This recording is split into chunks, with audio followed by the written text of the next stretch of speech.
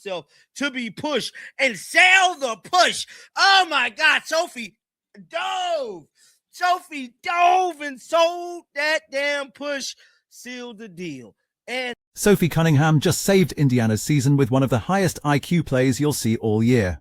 And the timing of this win, with 3 congressmen demanding answers about what happened to Caitlin Clark the last time these two teams met, makes what almost happened tonight absolutely catastrophic. Let me know everything I need to know about Stephanie White and this Caitlin Clark situation. See, 3 Indiana congressmen signed that proposal to have Kathy Engelbert respond in front of Congress about the assault that took place on Caitlin Clark. And if they would have lost this damn game tonight, I'm telling you right now, this one would have been the biggest slap in the face to Caitlin Clark by her own damn team. Judging off everything. 3 Indiana congressmen signed a formal proposal demanding that WNBA Commissioner Kathy Engelbert testify before Congress about the assault on Caitlin Clark. That's not typical sports controversy, that's federal government intervention. And less than a week after that proposal went public, the Fever had to face the Mercury again without Clark in the lineup. If they'd lost this game, it would have been the biggest slap in the face to their franchise player imaginable.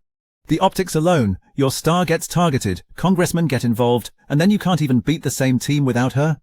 That's not just a loss, that's organizational humiliation on a national stage. Hey, the idiotic foul when it was under a minute left. I thought that was it. Once Kelsey Mitchell fouled Khalil Copper, I'm like, that is the game. Come to find out, it wasn't. They drew up a play. Kelsey Mitchell made what should have been a game-ending mistake.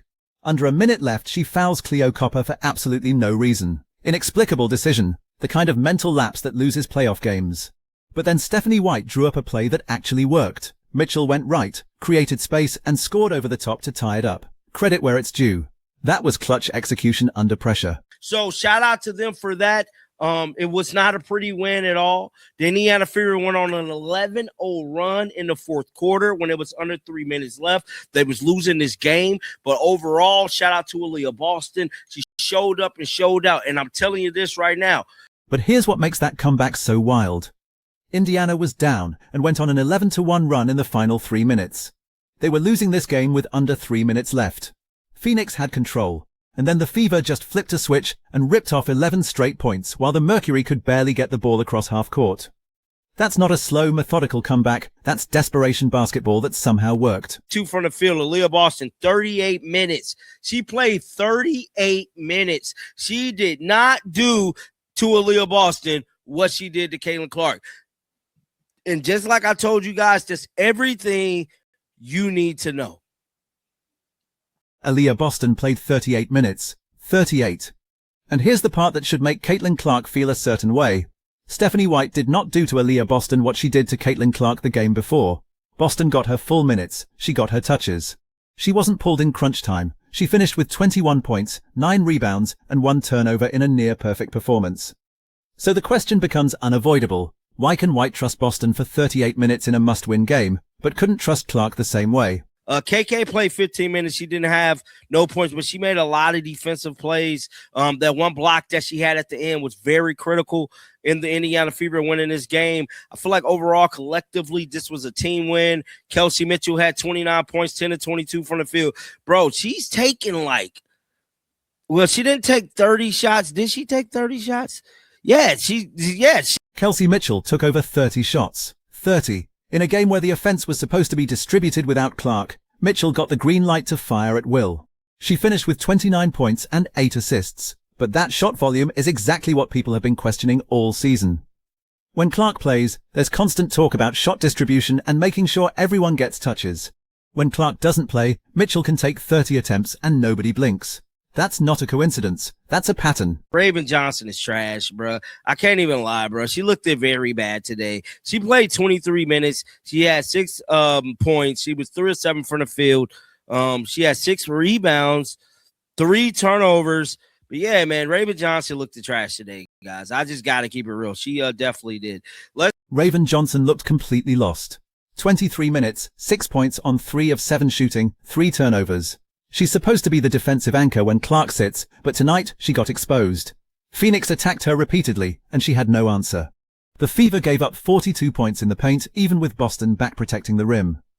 That's not winning basketball in the playoffs. That's barely surviving a regular season game. And the Mercury had 12. Now, how many points were scored inside the paint today since the league Boston came back? See, they still had 42 points in the paint. Now, they did keep them under 90 points this game, but there were still 42 points in the paint. How many fast break points did they have? Only 4 fast break points, which is very, very different from yesterday. Here's the stat that tells the whole story about how different this game was from the night before. Indiana gave up 27 fast break points to San Antonio yesterday. 27. That's an absolute disaster defensively. You're getting run off the floor in transition like a high school team. Tonight against Phoenix, 4 fast break points. 4.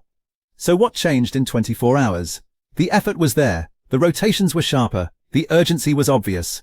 Which raises the uncomfortable question. Why does that urgency only show up in certain games? When Caitlin Clark don't play, Stephanie White coaches the team a little different. Now, I'm not saying that she's doing this on purpose, but hell, it looked pretty damn spooky the way she coached when Caitlin Clark is not playing. It looked very, very, very different. So this is Sophie Cunningham. I got to see. And this is where it gets uncomfortable to talk about, but it has to be said. When Caitlin Clark doesn't play, Stephanie White coaches differently. The rotations are different. The trust level is different. The minute distribution is different. It's not subtle. It's obvious to anyone watching both games. Boston gets 38 minutes. Mitchell gets 30 shots. The defensive intensity jumps, and suddenly the team that looked disjointed and confused the night before looks like they know what they're doing. Sophie Cunningham came back with a vengeance, bro. Look at the Sophster. Sophie, bro. I really hope Sophie remains with Caitlin Clark. If Caitlin Clark leave, I hope Sophie find her way to go back with her. I just love their connection. I love their duo. One thing about Sophie, she gonna stand on business and do everything she need to do to be a great teammate. Sophie Cunningham sold that push at the end of the game like an Oscar-winning performance. She understood they were in the bonus. She knew exactly where she was on the floor. She felt the contact, dove, and sealed the deal. That's veteran awareness in a critical moment. And if Clark leaves Indiana in free agency, there's a real chance Sophie follows her. The connection those two have built is obvious. Sophie stands on business for her teammates, and Clark clearly values that kind of loyalty. They're going to last 3 minutes. Watch this, guys. Mitchell attacking and lays it in. Mitchell that was puts the Fever in. Now that right there was incredible from Kelsey Mitchell at the end, man. We spoke about this since the beginning part of the video. Kelsey Mitchell's game-tying bucket was a perfect execution of a set play. White drew it up, the team sold the misdirection, Mitchell attacked downhill, and she finished over the top. That's playoff-level coaching and execution when it matters most. But here's what makes it frustrating.